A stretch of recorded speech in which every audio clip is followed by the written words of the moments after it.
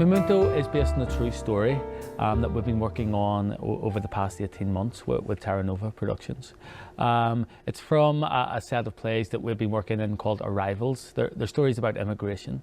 And we've been working with people right across Northern Ireland who are first-generation immigrants and second-generation immigrants, learning about their lives, hearing about their experiences and their stories, and then bringing them to stage. Hi everyone, and welcome to this experience. My name is Jack and I'm going to be leading you through the space. This is just like a normal piece of theatre, except that it happens all around you, and at the end you get to tell us what you think. This is the story of a Northern Irish woman and her, well, you'll just have to wait and see. It's their story. And as they say in the newspapers, names have been changed to protect the innocent. You can call her Lisa. Their story, it's a mix of fact and fiction. However, the issues that they face are the real things. And funnily enough, very good friends of mine are going through the same difficulty. She's from Canada and he's from here, and they're ploughing their way through real difficulties. You know, they've been told that they can't stay together here. They have a very young baby, so it's grossly unfair. This issue, really very unfair. It's, you know, tearing families apart. Hey. Yes! Baby! A baby! I'm going to have a baby in Peru. And don't you understand? I love you, but it's too soon. When I heard the story for the first time, it really touched me. It moved me, and I wanted the audience to have the feeling I had when I heard the story for the first time. And one of the things we wanted to do was we wanted the audience to feel it, to experience it, to be able to touch it, see it, smell it. So rather than just sitting and watching this show, we have created a show that you come in, that you walk through, that you are part of, that you are part of the dance class. You know, you're seeing them fall in love. You know, you're part of that park. You're creating a park for them to walk in, to talk in, all of those different elements, so that the audience get a real sense of this story themselves. I just couldn't believe that the British government thought they had the right to deport my husband. I mean, I really wanted to fight somebody about that. Sorry, pregnancy hormones. Well, let me explain. If you are an immigrant, you must pass the test of Britishness. ¿Verdad? So I must study Monty Python and the Wars of the Roses. So I'm curious, how many British people would actually pass this test?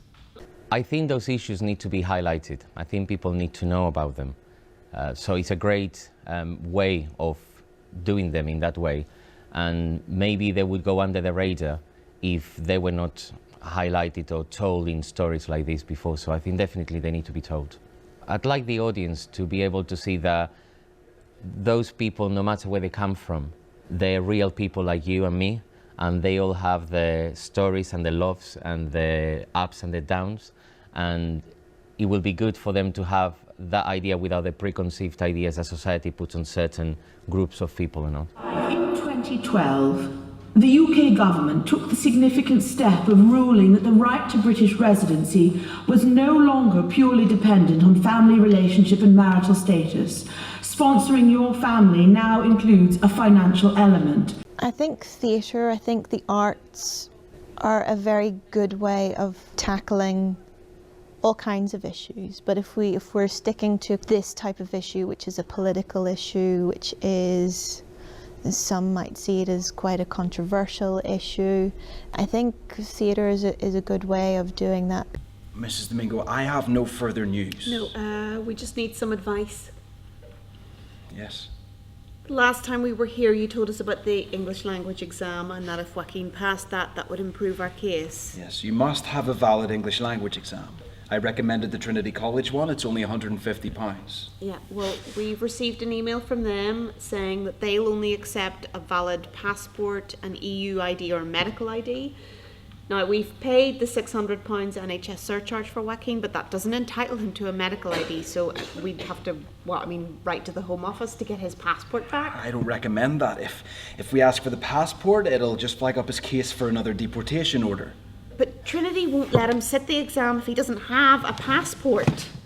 So the government no release the passport, and the government no accept the application without the English exam. Yes. I'm afraid so, and I can see... So we can't do nothing. We should go home. Come, please. One of the things we want to do in Terra Nova is create really unique experiences, for the audience. And that's one of the things we particularly have tried to do here with the third installment of the Arrivals. Mi Mundo will be a complete unique performance where the audience comes through, 25 people at a time, walking through experience and living the story, and then they move from that into a workshop where they're able to discuss everything that's happening.